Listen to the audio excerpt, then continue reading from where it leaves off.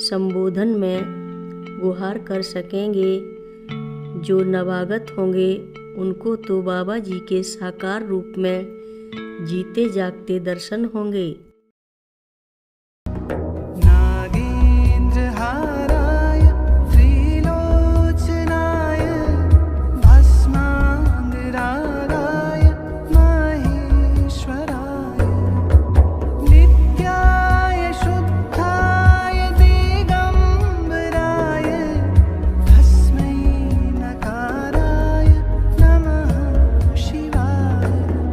रक्षा सूत्र चैनल पर सभी भक्तों का स्वागत है। हम सभी भक्तों को महाराज जी की अद्भुत पावन कथाएं सुनाने जा रहे हैं। कृपया सभी भक्त ध्यान से सुने। तब जाकर एकाएक मुझे याद आई कि 23 तारीख की सुबह से तो मैंने खाना ही नहीं खाया, सिवाय दूध, फल और शायद कुछ मिठाई के।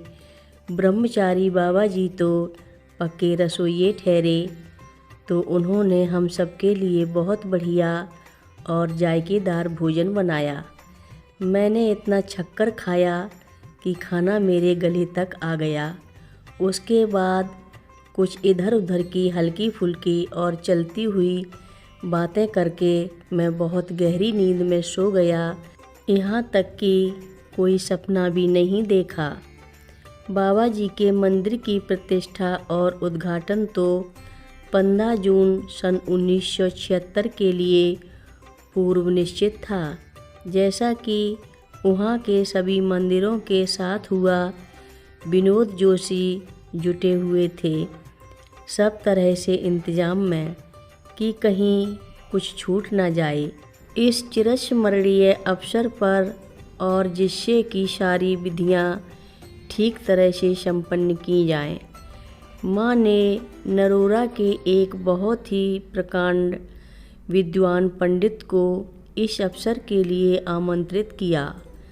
ये पंडित जी देवी भागवत का पाठ करते थे और वैदिक ग्रंथों से अवगत थे।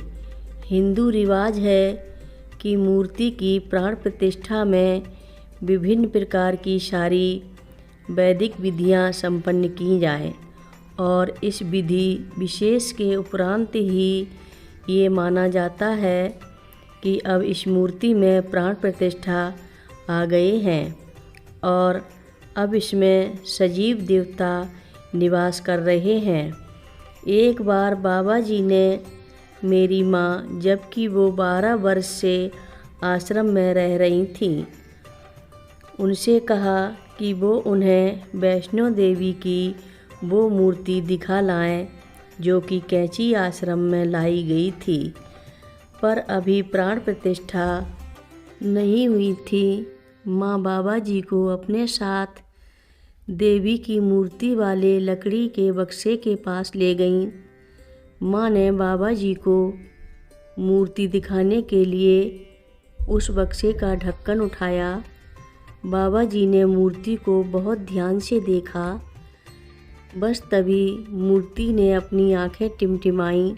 बाबा जी तब मेरी माँ की ओर मुखातिब हुए और कहा कि मूर्ति में प्राण डालना कोई आसान काम नहीं है, उसके लिए अपने प्राण देने पड़ते हैं। बाद में वो मूर्ति कैंची आश्रम के मुख्य द्वार वाले मंदिर में वैष्णो देवी के नाम से स्थापित की गई। अंत में सन 1974 में उनकी प्राण प्रतिष्ठा विधिवत संपन्न की गई। इत्तेफाक की बात है कि बाबा जी ने मेरी माँ से ये शब्द सन 1973 की जुलाई में कहे थे और उसी साल के सितंबर के महीने में उन्होंने अपने शरीर की यह लीला समाप्त की थी। मेरी माँ ने किसी विग्रह में प्राण प्रतिष्ठा को लेकर जो कहा था, उसे लेकर मैं सोचने लगा कि इतनी क्षमता और शक्ति किसमें है जो ऐसे अलौकिक कार्य को संपन्न कर सके। मैं अक्सर कर अपने चाचा मुकुंदा से इस बात को लेकर काफ़ी सोच विचार करता और हर बार हम इसी निष्कर्म पर पहुँचते कि माँ के अलावा और किसी में इतनी क्षमता नहीं है जो कि इस कार्य को कर सके। जहाँ तक विधि विधान के संपन्न करने की बात है, वो तो हम आप में से कोई भी कर सकता है, पर उस दिव्य जीवन तत्व को जिसे कि प्राण कहा जाता है, उसे तो धरा पर मूर्ति में उतारना तभी संभव है जब दिव्य आत्मा खुद प्रकट होने का निश्चय करे। विराट तो स्वयं स्वेच्छा से प्रवेश करता है। अगर आवाहन करने वाला स्वयं सशक्त और समर्थ हो। इस बात को सोचकर ही मन कांप उठता था कि माँ स्वयं प्राण प्रतिष्ठा करके लोप भी हो जाएगी। फिर मैं यह सोचकर अपने मन को धैर्य देता कि बाबा जी ने तो स्वयं इतनी सारी, शायद सैकड़ों मूर्तियों में प्राण प्रतिष्ठा की थी, तब भी वे हमारे बीच में थे और अपनी मर्जी से उन्होंने अपनी देह छोड़ी।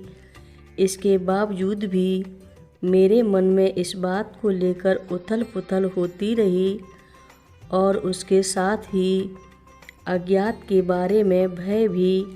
हम लोग तब उस तिथि की बाट जोहते रहे जिस तिथि को बाबा जी के पहले विग्रह में प्राण प्रतिष्ठा होनी थी और जिसके बाद से लोग उनके सामने आप और तुम के संबोधन में गुहार कर सकेंगे।